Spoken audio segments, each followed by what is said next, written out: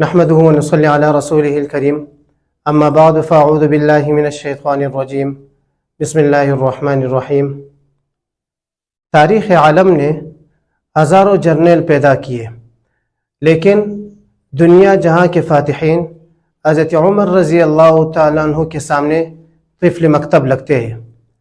آج چونکہ ایک محرم الحرام ہے اور حضرت عمر رضی اللہ تعالیٰ عنہ کی شہادت کا دن ہے، اسی مناسبت سے امام بخاری رحمۃ اللہ علیہ نے حضرت انس رضی اللہ عنہ سے ایک روایت نقل کی ہے کہ ایک مرتبہ نبی کریم صلی اللہ علیہ وسلم احد پہاڑ پر تشریف لے گئے اور آپ کے ساتھ حضرت ابو بکر صدیق رضی اللہ تعالیٰ عنہ اور حضرت عمر رضی اللہ تعالیٰ عنہ بھی موجود تھے۔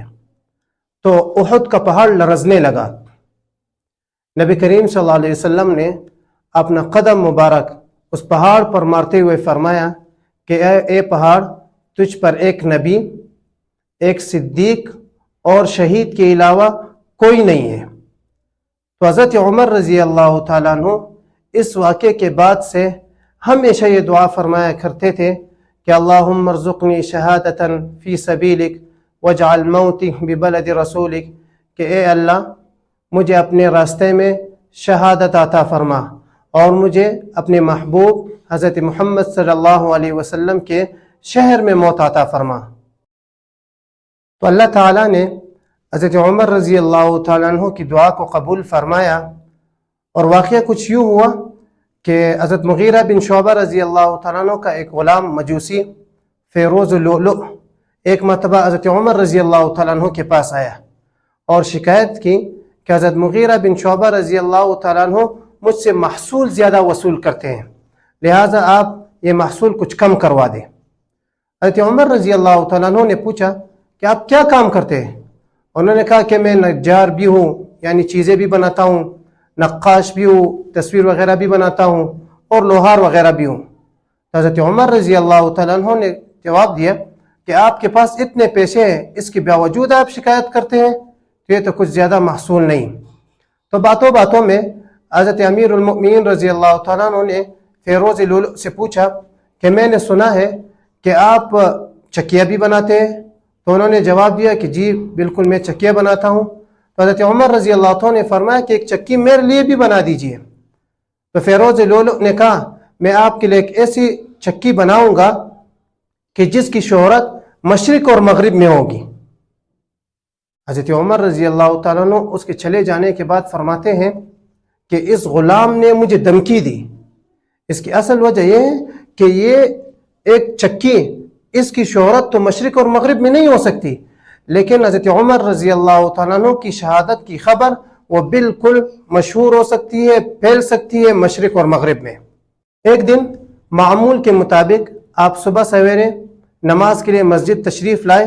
اس وقت آپ کے ہاتھ میں ایک درہ ہوتا تھا جس سے آپ صبح کے وقت لوگوں کو نماز کے لیے جگاتے تھے۔ تو اس دن بھی آپ آئے اور مسجد میں نماز کے لیے صفوں کو سیدھا کیا۔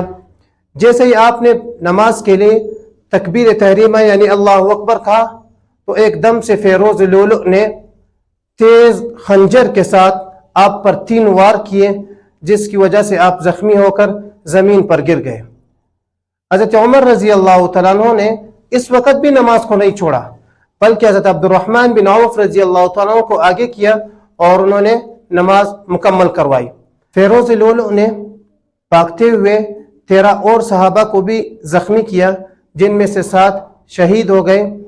جیسے ہی ایک صحابی نے فیروز لؤلؤ پر کھمبل ڈالا اور اس کو پکڑا تو اس نے اپنے ہی خنجر سے اپنا گلا کاٹ لیا اور خودکشی کر لی۔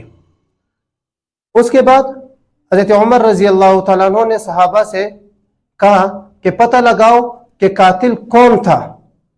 صحابہ کے پتہ لگانے پر پتہ چلا کہ وہ فیروز لؤلؤ مجوسی تھا۔ تو حضرت عمر رضی اللہ تعالیٰ عنہ نے فرمایا کہ الحمدللہ کہ میرا قتل کسی مسلمان کے ہاتھ سے نہیں ہوا۔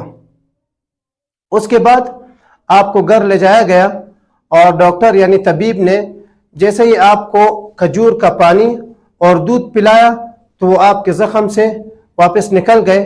تو حضرت عمر رضی اللہ تعالیٰ عنہ سمجھ گئے کہ یہ میرا آخری وقت ہے۔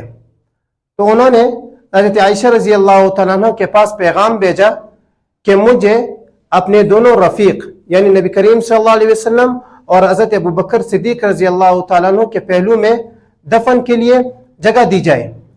حضرت عائشہ رضی اللہ تعالیٰ عنہ نے فرمایا کہ یہ جگہ تو میں نے اپنے لیے رکھی تھی، لیکن یہ جگہ میں آپ کے لیے قربان کر دیتی ہوں۔ آپ کو زخم 27 ذوالحجہ بروز بدھ کو لگا اور 1 محرم الحرام اتوار کے روز آپ کو شہادت ملی۔ آپ کی نماز جنازہ حضرت صہیب رضی اللہ تعالیٰ عنہ نے پڑھائی اور شہادت کے وقت آپ کی عمر 63 سال تھی۔